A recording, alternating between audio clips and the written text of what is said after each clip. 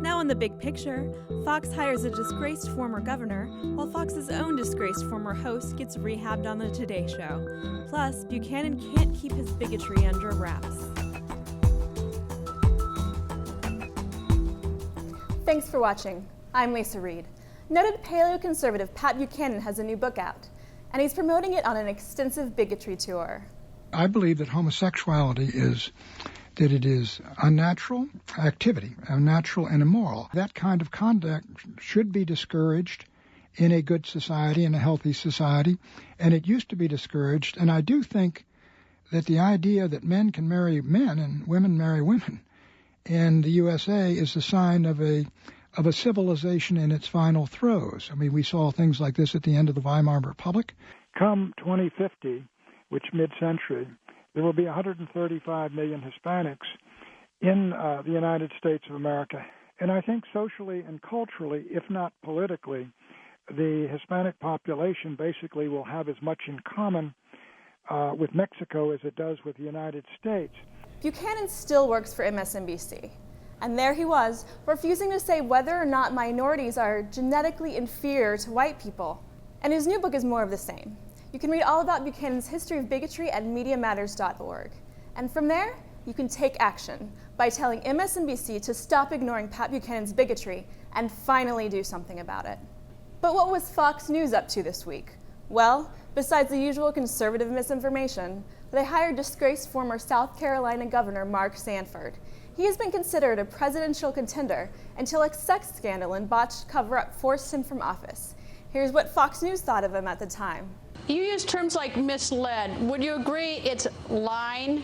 I mean, misled's a nice word, but the guy lied. He lied to his constituents, he lied to his staff, he lied to his wife, not on just one occasion, it's multiple. I mean, he's a serial liar. And when you've got to tell your husband to not go do something that will destroy lives, you've got someone who apparently is an early brain donor as a husband. As long as he is governor, we have to cover him, but clearly the man's having a nervous breakdown, and that's sad to watch. He's clearly a narcissist. Oof. He can't shut up. He's a laughingstock. That's the problem for him. He's a laughingstock. But it was even more entertaining than that. Here's Fox News making a supposed mistake, identifying the disgraced governor as a Democrat, of course. This week, there's finally an end in sight to the war in Iraq. President Obama ordered the remaining troops out of the country by the end of the year. Naturally, conservatives use it to attack the president. What bothered me about Friday's announcement was when President Obama said, "Our troops can now leave with their heads held high." In some ways, to me, that sounded like what you tell your kids' Little League team when they lose by 20 runs. We should make no mistake. Iran won. And Iraq matters. Afghanistan doesn't. This is a strategic tragedy for the United States, and it's one Obama did it. The sign that this shows is that we've given up. At what point, though, do you get out? Do you say, look, it's time to go home? We're still in Germany. Well, a lot of people think we should have... We're still in Japan. I think overall it's a very, very bad outcome that is a disservice to our men and women in uniform and the people who have sacrificed on the diplomatic side for the past several years. This is a big, big failure. Brian Kilmeade of Fox & Friends even managed to reach new levels of loathsome. 4,549 Americans have been killed in Iraq. If this goes afoul, could their lives be wasted?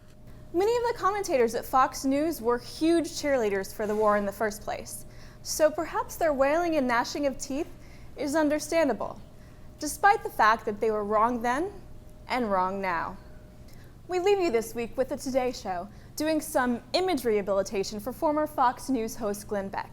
Here he is with Kathy Lee Gifford, who is nothing but misguided praise for the disgraced conspiracy theorist and hate monger. Thanks for watching, and we'll see you next week.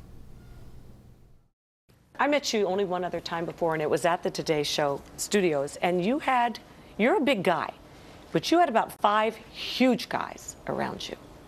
That's just a part of life for you, isn't it? Yeah. And for your entire family. Yeah. He's so very different from so much you've read about. Sure. He's actually a very genuine person, cares very deeply about many, many things, often speaks truth that people don't want to hear, such as the potential collapse of our economic system, or you know, violence in the streets, things that we don't want to look at. He's not always right. He admits that. He's very human, but obviously he's a lightning rod for an awful lot of attention. But the person I met yesterday is very different, and I was quite warmed by him.